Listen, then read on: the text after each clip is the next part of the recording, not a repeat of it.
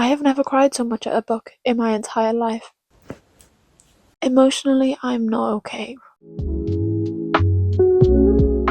Hello and welcome or welcome back. For today's video, I have always wanted to try the 24-hour reading challenge and I never have. So today, that's gonna change. I'm not gonna do it 24 hours straight because I've just got my sleep schedule back to a semi-normal schedule. I'm not risking it. So I'm gonna do hopefully 12 hours today and then try and get 12 hours tomorrow as well. If I don't get 12 hours tomorrow, it'll carry on until Saturday. I am also starting 75 booked today. Sorry, there's a cat in my garden. So I am also starting 75 booked today. So that will impact some of the books that I read and how long it takes me to read. Not that I'm a fast reader, but that's going to slow me down a little bit for an hour and a half today. So I haven't chosen a stack of books, which I probably should have, but I am holding the first book. I started it last night. It is Babel by R.F. Kuang. I'm finally getting around to it. I have the audiobook, so I'm doing an immersion read of it because I have tried to read this book 3 times and I've never succeeded. I'm further than I've ever been in this book currently on page 300. 300? I wish. On page 133. So, I think I'm going to try and stick to my January TBR for this one and just pick from that. Unless there's something that's tickling my fancy a little bit. We'll see. We'll see. So I'm just going to get the timer up on my laptop and then we shall start. So we have our timer ready. I'm ready. I think we should just jump straight into this. So I'm also doing 75 booked. So I'm setting aside 2 45-minute sessions every day to try and get through the more intimidating books on my TBR. So I've started with Crime and Punishment. So I just did 45 minutes of reading Crime and Punishment and I'm so bored. It's fried my brain. So we're going to get back to Babel. So the timer is currently on 22 hours and 12 minutes and 14 seconds. So that's how long we have left. I'm going to read Babel for a few hours now. So hopefully I will finish that within maybe 5 hours. I have 13 hours of it left. Divide that by 3. 4.5 hours. 4 hours, 45 minutes, roughly, left of Babel. And then we can move on to something else. So we have officially finished our first book of the 24-hour challenge and also the first book of 2026. I'm so grateful that I picked this up as my first book because it was a 5-star. I love this so much. I do need something a little bit easier to read now though because my brain hurts a lot. We still have 17 hours and 44 minutes left on the timer. So let's pick out our next read. I think for the next book, I'm going to read A Grave Inheritance. This is also on my January TBR, but it is a lot shorter. I believe it's a YA about a 17-year-old girl who inherits her family's fortunes, but then also may have inherited her sister's spirit, her ghost. I think it just sounds like a fun time. It's less than 300 pages, so it shouldn't take too long to get through. So we're gonna start this and see how far we get.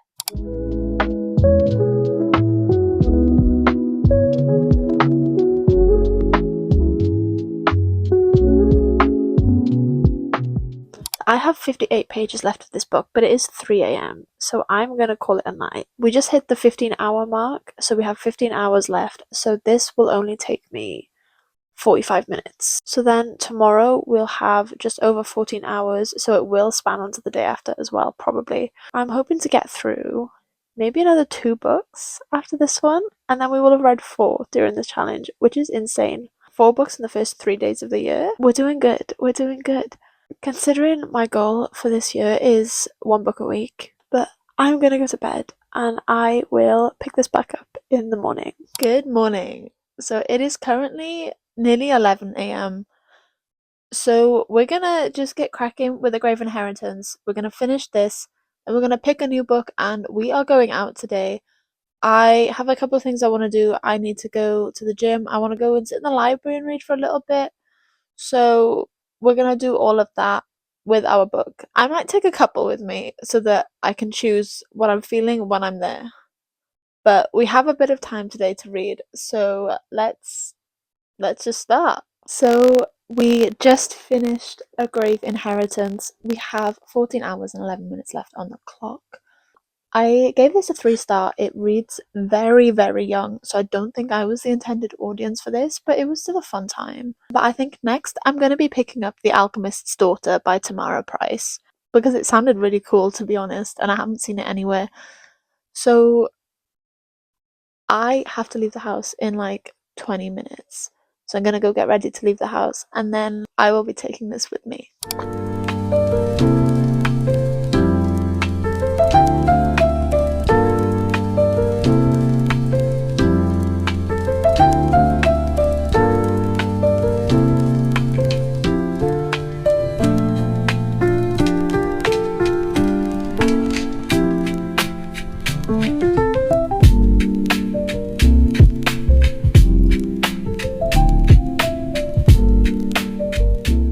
Guys, I'm finally home. It is 10:30 p.m. and I just got home. So ignore the state of me. We don't talk about it. But we are currently at 12 hours left. I'm on page 122 of The Alchemist's Daughter. I'm enjoying it, but I think after having A Grave Inheritance read so young, and then this one reads a little young as well, I'm just not in the mood for it, but I am enjoying it. But it also feels like every scene is here's a problem that they have to solve, and then here's someone who can save them or someone that can help them through the problem. There is a little hint to Welsh folklore and mythology in there, which I do appreciate very much, being a Welshie. But I'm just gonna sit and read this for a couple of hours, try and finish it, and then I went to Waterstones today and they had the sequel to A Language of Dragons. They had War of Wyverns. It is stunning. I will show you later because I don't want to pick it up. I don't want to get it now. But I don't know what I said that I was going to read after The Alchemist's Daughter, but that's gone out the window because it will be War of Wyverns next. Good morning. Listen, okay? I'm about 170 pages into The Alchemist's Daughter. But War of Wyverns was acquired. So I am stopping everything to read War of Wyverns. I don't even care at this point. I need to devour this right now. So that's what I'm going to do. It is only like 380 pages, so it's like 100 pages less than the last one. We have 11 hours. I think we can do it. I think we can do it. And then maybe we'll even finish this. After we finish War of Wyverns, we will definitely be going back to The Alchemist's Daughter. But I need to know what happens. I need to. I'm sorry.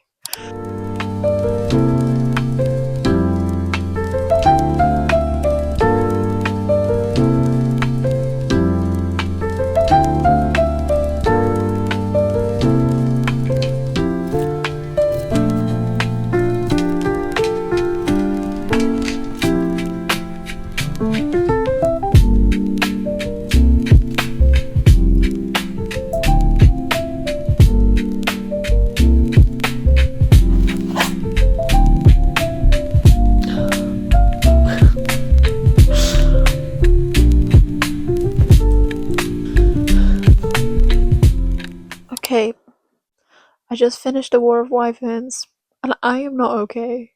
I'm not okay. There will be a third book, but this book was literally released 3 days ago. So I don't know how long I'm gonna have to wait for the next book. But I have never cried so much at a book in my entire life. I know a lot of series suffer from second book syndrome, but honestly I think this was even better than the first, and the first was already a 6 star read for me. So I don't know whether this is controversial or not, because Fourth Wing has always been my favourite book since I read it. It's been 2.5 years since I read it, and nothing has topped Fourth Wing. But this might have. Dare I say, this might have topped it. Emotionally, I'm not okay. I'm not. I still have 5 hours and 28 minutes left of this challenge. I thought I was going to be finishing it today. I'm not going to be finishing it today because it's like 1 a.m. nearly. I will definitely be finishing it tomorrow. What I am going to do now is get a bit further in The Alchemist's Daughter. I'm over halfway through, so I will be able to finish this, and we will have time to start another book as well. So maybe I try and finish this tonight, and then we'll start another book tomorrow. Maybe I'll go with one of the shorter books on my January TBR so that we can finish it and wrap this up. So I either have The Silent Patient or The Invisible Man. I also have Caraval, but I feel like I wouldn't finish that in time. But I mean, I don't have to finish it. Once I finish The Alchemist's Daughter, we will pick the next book. Good morning. I was supposed to be leaving the house today, but it decided to snow, and my wheelchair doesn't like the snow, so we're not leaving the house today. Therefore, we can finally get this challenge done. I have 4 hours and 25 minutes left. I have about 50 pages left of The Alchemist's Daughter.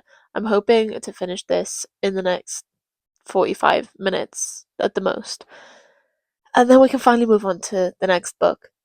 I haven't decided what it's going to be. I know I said I was going to go either The Silent Patient or Caraval because they're on my January TBR. I kind of want to read To Cage a Wild Bird. So we'll decide once this is done. I have an entire month to read my January TBR, so I have plenty of time. I will catch up with you when this is done. So we finally finished The Alchemist's Daughter. This was fun. The only thing I would say that I wish this book had was more pages, so that we could have the scenes in more detail, because I feel like some of them were quite rushed over. But all in all, like, I like the story. So we now have 3 hours and 44 minutes left. We're finally on the home stretch. That being said, I was trying to choose between The Silent Patient and The Invisible Man because I want to be able to finish the next book that I read so that we can wrap this up. The Silent Patient has 339 pages. The Invisible Man has like 160. And I know that I'm not going to be able to finish The Silent Patient in just under 4 hours. I think I would be able to finish The Invisible Man. So we're going to go with The Invisible Man and hope that I can finish it before the timer runs out, so then we'll have 5 books under our belt. I don't know too much about the premise of this book. All I know is that there's a guy that has figured out how to be invisible, but I don't know if that he actually wants it. This says, with his face swaddled in bandages and his eyes hidden behind dark glasses, Griffin, a guest at an inn, is assumed to be an accident victim, but the true reason for his disguise is far more chilling. He has developed a process that makes him invisible and is desperate to find the antidote. It is a struggle that will turn him into a monster. So I assume that he's got the bandages so that people can actually see him, but his body itself isn't visible, which is kind of a cool concept. So I think this is just him trying to figure out how to not be invisible, I guess. We're gonna get started with this. Hopefully, I'll enjoy it. It's a classic, so I don't have high hopes, but it sounds interesting, so we shall see. Okay, so I did start The Invisible Man. I got like 19 pages in and I'm bored. I don't know. I think it's just not catching my attention right now. So I'm gonna switch it up and read The Silent Patient. Like I really should have. It's eaten up some of our time now, so we have like 3 hours 15 minutes left. I don't know what it is about classics. I can never get into them. I've tried a few. I don't like them. I like cult classics, not classics, if that makes sense. Like I enjoyed The Bell Jar. I enjoyed I Who Have Never Known Men. The writing style is different to like a classic. So I'm gonna start on The Silent Patient now instead and try not to fall asleep because I am tired and I want a nap. But I'm not gonna let myself nap until I finish this book. Or at least the challenge, maybe not the book. So guys, I think I lied. I just started Silent Patient, not feeling that either, so I am gonna start To Cage a Wild Bird.